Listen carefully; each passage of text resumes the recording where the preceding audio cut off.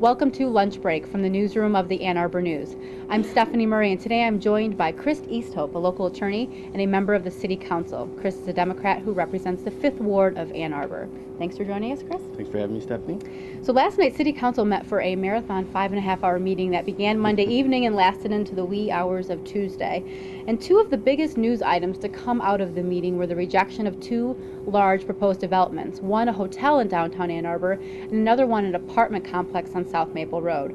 So Chris, I hope you could first take us through why the City Council voted these projects down and how you voted on both of them. I voted no on both the projects. The reasons for voting on both down were obviously separate. The issue with the downtown hotel, which was the Metro 202 or former 202, which is right next door to here to the news, I think there was a variety of reasons. It was being the project that it was, that there were some traffic concerns that people had in terms of taking a lane out of Division and using it solely for the hotel's use.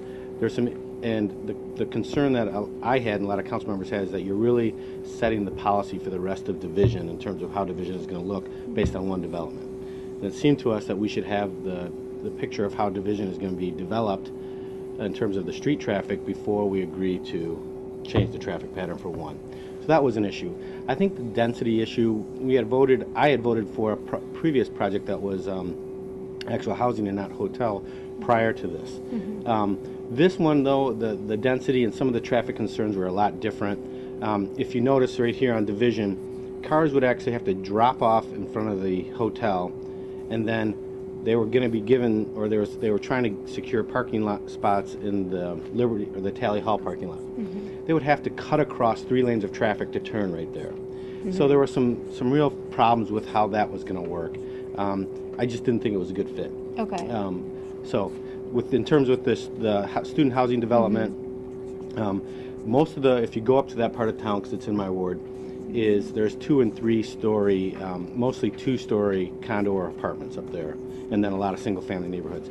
This was going to be in mass much larger than all of that. So the density was problematic. The wetland, there were some wetland issues of relocating wetlands was problematic. And also the traffic count was much larger than I think people felt comfortable. So aside from the merits of both of these projects, which you just went over, I know a lot of people in town will have questions about the fact that shouldn't some of this stuff been ferreted out earlier? And 3 years ago, City Council tried to fix the perception that it has that something can sail through the planning process, get to council, and get rejected. And I know the developer of the Maple Road project said last night that he was shocked that he went through the planning process, got approved by the commission, went to council, and got voted down. So what kind of message do you think that sends to developers, and how do you address that concern? Well, it's a good question, and one of the things that I've always hoped the news would engage in on this issue is to historically go back and look at the projects that come to us. Historically, and I don't have the exact number, but I'm guessing more than 90% of the projects that come to City Council get approved. That's a great statistic in terms of if you're a developer looking at developing the city of Ann Arbor. It gets magnified if we turn down somebody, but most of the developments that come forward get approved. So we earn a rubber stamp. The commission, the planning staff, and the planning commission, they look at a lot of issues, but ultimately the city council members are accountable to the public, and so I don't rubber stamp what comes through. They don't need us, and that's not how but the charter sets up that decision comes to us. So I understand that there's that concern with the developers, but most of the developments that come through get approved. But one of the developments planning commission didn't approve that one. I think it was a technical. The hotel was, right. So if he carried any further expense, that was at his own risk, knowing that the planning commission didn't even approve that. But with the other thing, that happens from time to time where a developer will come in, but most communities have that same process, and they don't have a rubber stamp process where you're just going to get approved if you spend the time and money. Now, on the hotel that got voted down last night by City Council was supposed to be taking the place of Metro 202 here at the corner of Division in Washington. And also there was another hotel proposed with William Street Station. So this, from an outsider's view, is the second hotel that has essentially been blocked. Does the City Council feel that we don't need another hotel downtown? No, the William Street Station had nothing to do with whether it was a hotel. I mean, Okay. they couldn't get that, from my perspective, that deal couldn't get off the ground based on its financing, had nothing to do whether it was a hotel, motel, whatever, or, you know, apartment complex. It just had lots of problems. This one, no, I think there's going to be hotels down here. I think it's just got to be the right project. It has.